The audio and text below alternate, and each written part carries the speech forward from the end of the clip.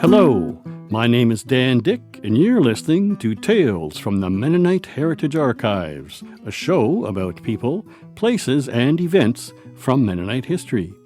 Today's story is about Claas Epp Jr., a charismatic Mennonite who asserted himself as a prophet. Listeners who are familiar with this epic story may feel that some important details have been left out, while other listeners may have more questions. So, hold on to your hats, folks. This radio road trip through time might get a little windy. In the early 1880s, hundreds of Mennonites trekked from Russia to Central Asia. It was a grueling 3,000-kilometer journey. At their destination, they hoped to safely and peacefully wait out Armageddon, a time of turmoil that some biblical interpreters say will take place before the second coming of Christ. Until recently, the spotlight of this story focused on Claas Epp Jr. as the leader of the quest. Epp had a magnetic personality and was a radical believer in the imminent return of Christ.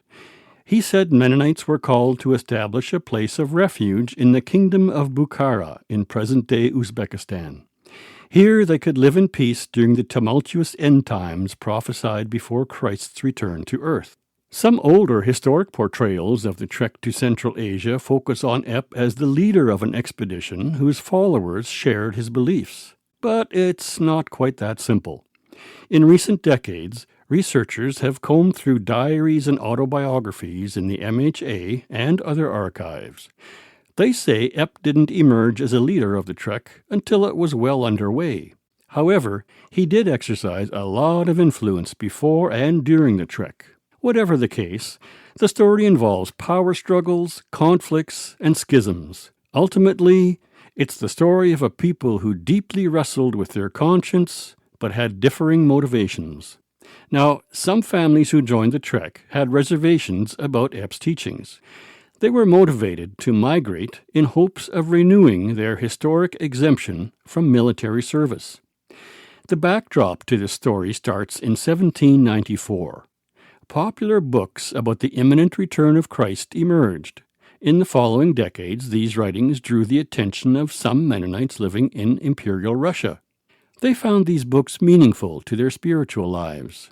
According to historian Walter Unger, end times prophecies came to dominate preaching in the Mennonite settlement of Amtracht. Another group of Mennonites in the Molochna colony were also drawn to prophetic teachings. Claas Epp Jr., a successful young farmer in the Amtracht settlement, was attracted to these teachings. He owned 3 farms in addition to other land. He was charismatic and was gifted with leadership skills. Epp claimed to have had visions and became consumed by end times prophecies. He wrote, published, and distributed pamphlets to Mennonites with his own interpretations of Christ's impending return. Not everyone in Epp's community was persuaded by his prophecies. His own father, Claas Epp Sr., dismissed his son's beliefs as fanatical. But there were other factors at play. In the 1870s, Mennonites in Imperial Russia were facing a crisis of conscience. About 100 years earlier, in 1789, German-born Russian Empress Catherine the Great needed to stabilize her rule in recently acquired territories. She invited German speakers to occupy and farm this land in exchange for freedom of religion, culture, language, and education. About 10% of them were Mennonites, who also negotiated an exemption from military service. But in the 1870s, Imperial Russia violated that agreement. Authorities warned Mennonites that in 10 years' time, their young men would be conscripted into the Russian military. Because of this new policy, 18,000 Mennonites migrated from Russia to North America. The Mennonites of the Amtracht colony did not really take notice of this change in policy. They decided to stay in Russia. When the threat of forced military service became real, representatives negotiated alternative service in lieu of military service. Some of the Mennonites felt that alternative service was still a compromise of their values. Plus, it broke the original promise of military exemption. Hoping to once again find true freedom from fighting in wars, These Mennonites set their sights eastward. East was also where Claas Epp Jr.'s prophecies pointed. Some people fought an internal tug-of-war between prophecies of Christ's imminent return and their need to stay faithful to their values of nonviolence and not fighting in wars. Joining the immigration to Central Asia seemed like a solution to this conundrum. Claas Epp's leadership desires already became evident during the mass emigration of Mennonites to North America in the 1870s. During this time, he lost elections to become the colony administrator. He was a candidate for church minister, but was not elected. Nonetheless, he had aspirational and inspirational influence. And while many set their hopes on Central Asia, their commitments to Epp's prophecies varied. The Mennonites who chose to go east settled on a destination in the Bukhara region, which had the unique status of being a Russian protectorate. Here, Muslim kings, called Khans, were still allowed control over internal matters.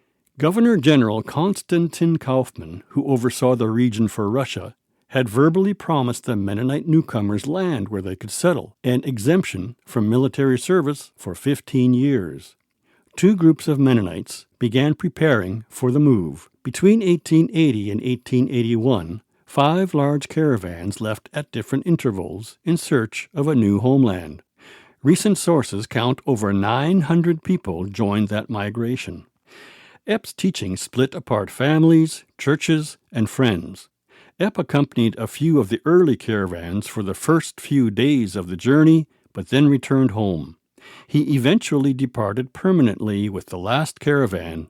The travelers passed through dangerous rivers, over mountain passes, and across deserts. Their wagons broke down and horses went lame. At night, they circled their wagons to protect themselves from roving bandits. At settlements, they negotiated for food, water, and horse feed with little understanding of local languages. They hired guides and camel trains to cross terrain that would mire wagon wheels. They were beset by sickness and grief. Children, youth, and frail elders died and were buried en route. On top of all this hardship, the political landscape in Russia was changing. In 1881, Russian Tsar Alexander II was assassinated during a revolutionary revolt in St. Petersburg. Soon after that, General Kaufmann, who had promised the Mennonites land and military exemption, was incapacitated by a stroke. He died a year later, in May 1882. Less accommodating authorities who replaced Kaufmann told the Mennonites to ask Muslim leaders for land to settle on, but their requests were rejected. They made several similar but failed settlement attempts in other locations in the region. In one case, they were violently chased away. Accounts of the experience written by Franz Bartsch, Martin Clausen, and his son Michael Clausen, and others, reveal that there was constant tension among the group. Some trekkers strongly disagree with Epp's prophetic ideas. Then, several crucial moments split the wanderers into factions. When Epp's group settled along the Amu Darya River, they were persistently harassed by roving bandits. The bandits soon learned that Mennonite non-resistance and non-violence meant easy pickings. Home invasions and horse thefts escalated. One night, a band of armed invaders stormed into the settlement. In his book, Trek to Central Asia, Franz Bartsch relates, "Even the most ardent advocates of non-resistance grabbed cudgels to warn off the madly approaching riders." Although he had no church authority, Epp issued a letter excommunicating a group of dissenters. The excommunicated faction decided that physically defending themselves from robbers had compromised their principle of nonviolence. They left and migrated to the USA. Among them was Michael Clausen, whose son John later died in a Kansas prison for refusing to serve in the American military during World War I. We covered John's story in another episode. Now, the community who stayed had to move again for their own safety. A local ruling Khan in the Khiva area, about 110 kilometers away, invited them to settle at the oasis of Ak Machet. Here, the Khan expected them to contribute to the local community in exchange for better protection. At this point, recorded history takes some big leaps in the timeline of her story. Those who had supported Epp thus far grew ever more disillusioned. Epp had declared 1887 and 1889 for Christ's return, years that passed uneventfully. Epp also predicted a day when he would ascend to heaven. Another disenchanted faction broke off and settled some distance away at a place called Ali Atta. The people's loss of trust in Epp was only one casualty of the expedition. During their travels, around 50 to 80 trekkers died from a typhoid epidemic. More lives were lost due to other illnesses, accidents, and frailty. After settling in Akmachet, Epp's following continued to dwindle. In 1892, his son Claas Epp Jr. migrated to North America. By 1904, most of Epp's followers had disregarded his prophecies. Epp died in 1913, and his few remaining followers cut ties with his beliefs and focused on developing positive relationships and a prosperous community. Mennonites brought European-style carpentry and blacksmithing craft to Akmachet. Warm coats made by Mennonite women came into demand. A Mennonite who brought the first camera to the region introduced photography. Farmers introduced fruits and vegetables that were new to the area. Local residents taught Mennonites how to irrigate the land and offered gracious and generous hospitality. After settling in Akmachet, the Mennonites enjoyed exemption from military service, courtesy of the Khan. But in 1916, with World War I on their doorstep, a new Russian decree overrode the Muslim Khan's authority and cancelled all previous military exemptions in Central Asia. It's not clear if this conscription was enforced on the Mennonites of Akmachet. We do know that in 1925, representatives from Akmachet acquired a document from Moscow instructing local authorities not to disturb the Mennonites. For the 50th anniversary of their settlement, the community scripted a play to celebrate their migration history. The drama, presented by school children, does not mention Claas Epp Jr. In 1935, Russian authorities in the new Soviet Union pressured the Akmachet Mennonites to collectivize, which they actively resisted. 10 men were shot by a firing squad.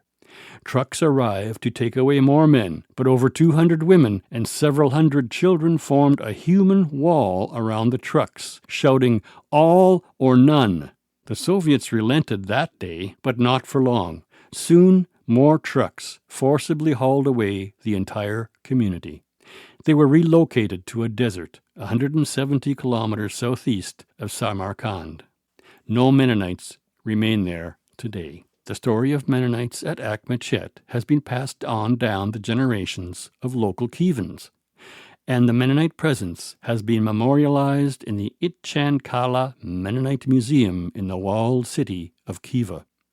The original diaries of the trek to Central Asia in German and English are held at the Mennonite Heritage Archives. You can see photos of these diaries online at mharchives.ca. If you have questions or comments about this program, email us at info@mharchives.ca. I'm Archivist Conrad Stace. This program is made possible through support from Golden West Radio and listeners like you. If you want to support this program and the work of the archives, you can find out how to do that on our website, mharchives.ca, and click on Support. The sources for this episode come from first-hand diary accounts and autobiographies of Martin and Michael Clausen and Franz Bartsch.